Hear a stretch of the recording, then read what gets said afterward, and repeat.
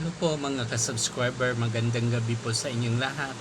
Nandito naman po tayo sa ating YouTube channel po. Mag-upload lang po tayo ng mga videos.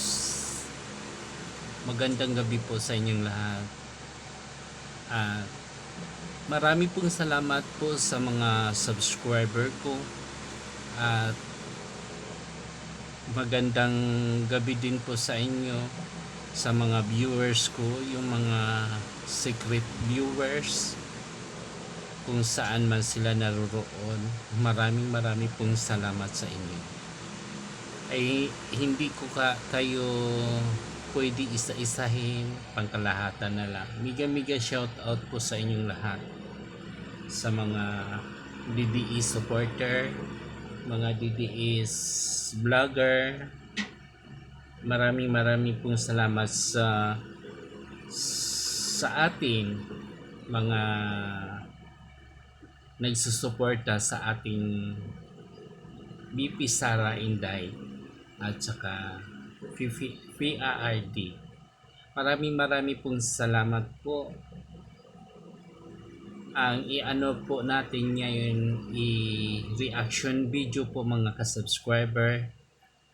Dapat po makauwi na sa lalong madaling panahon si Tatay Digong po.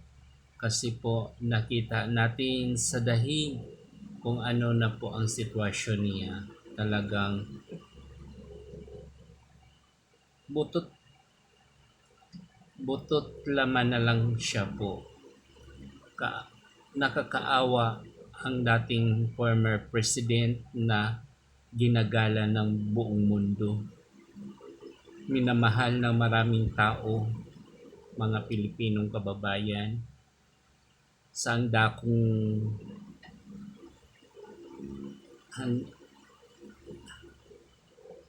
dakong daigdig nagmamahal sa ating former president Roa Duterte na ngayon nasa dahig na, nagtitiis at kinulong sa dahig na walang kalaban-laban po. Na hindi tama yung mga prosesong mga pinagagawa po nila. Ay syempre, sino naman po ang dapat natin sisihin yan? Syempre yung presidente ngayon. Bagsak lahat sa kanya ang sisi. Sa madaling salita po, habang may buhay pa si Tatay Digong, dapat ibalik na natin yun.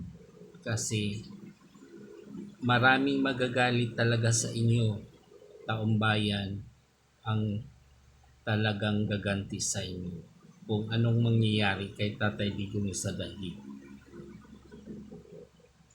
Kaya marami po yan siyang nagmahal kasi naglingkod ng tapat sa ating bansang Pilipinas. Pagkatapos niwalang hiya ninyo, niwala ninyo siyang dignidad, hindi kayo nagrespeto sa katandaan niya. Bagkus man lang at dapat lumingon po kayo sa mga pinagagawa niya noong presidente pa siya. Marami din siyang tinulong sa inyo para hindi kayo maano sa mga legal na proseso, katulad sa dating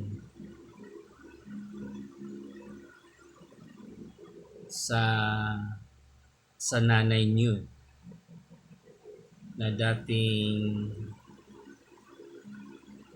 dapat makulong po yun. Sino ang nagsisave? Si Tatay Digong man lamang. Paulit-ulit po natin yan sinasabi, yung para sila makonsensya, yung ano po, pagpalibing sa tatay niyo diyan po sa Bayani. Samantalang maraming maraming tumutol. Siya lang tanging presidente ang nakagawa noon Ngayon yun pa ang sinukli ninyo kay Tatay Digong, yung dating former president. Niwalang hiya ninyo, niwalang respeto po ninyo. Wala naman po siyang nagiging kasalanan sa inyo. Bagkus tinutulungan po kayo para hindi yung mga kaso nyo noon. Ngayon, pinipilit ninyo siya idiin sa walang kaso. Dito sana ninyo litisin. Nilitis na ninyo dito eh. Kaso lang hindi kayo umubra. Wala kayo sapat ng mga ebidensya. Anong pinagagawa ng Ombudsman Supreme Court? Diba? Dinismiss na kasi wala kayong sapat ng mga ebidensya. Ngayon, hindi pa kayo kontento, dinaki pa ninyo, hinatid pa ninyo sa dahig, doon pa ninyo kinulong. Samantalang, hindi naman yan umaalis ng ibang bansa. Basta-basta. Ngayon doon pa. Ilang days na ngayon. Sobra ng 4 na buwan pagdudusan niya doon. Sobrang lamig po yun doon. Matanda na po si Tatay Digong. Alam nyo kung anong mangyayari doon kay Tatay Digong o anuhan man kasi payat na po siya eh. Makikita naman natin sa mga vlog doon sa dahi. Kawawang kawawa.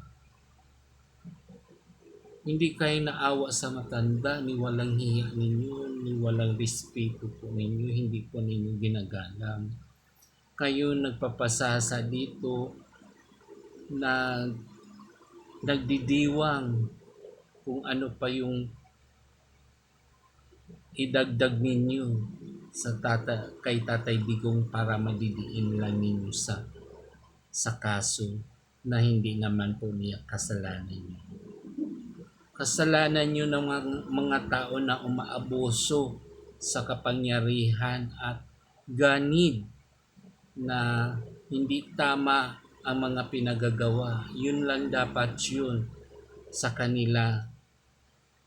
Kasi kung ikaw mabuti at sa ating bayan, hindi ka ganyanin. Kasi mga salot po yan. Huwag po natin sila isisipti. Huwag po natin sila ikikare kasi mga ano po sila yung lumalabag sa batas. Doon po tayo kumikiling sa mga tama